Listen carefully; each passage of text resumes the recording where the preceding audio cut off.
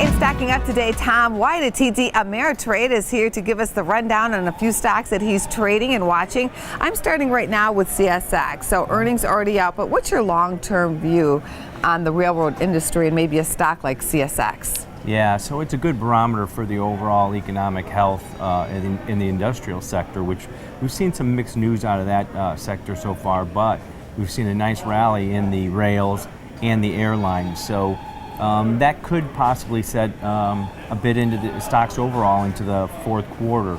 We've seen CSX rally along with that rail sector pretty heavily since January lows. So outlook in there, maybe it's a little bit stretched here because valuations are getting a little high, but if the economy keeps steamrolling along, CSX is going to be one of those stocks, and that rail sector will take advantage of that. Nicely done. Moving on to the airlines, also in the transportation sector, very much tied to what's happening with the economy.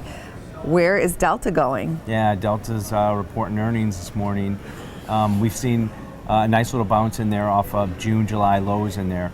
And what the CEO came out recently and said that they've seen a lot, they saw some record days in July despite the computer outage in August. So we've seen a little bounce in the name. Valuations in the sector are very low. Oil prices were low all year, but the airline sector was under pressure from some reason because they were losing revenue per seat.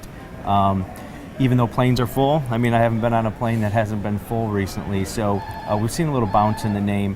The option market's priced in about a 3.5% move in there. We've seen a lot of call activity in there, so we're seeing some bullish sentiment going into the number.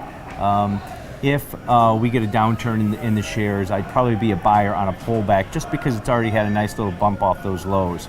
Also on your list, Wells Fargo, which comes in with earnings on Friday. Yeah, the whole banking sector.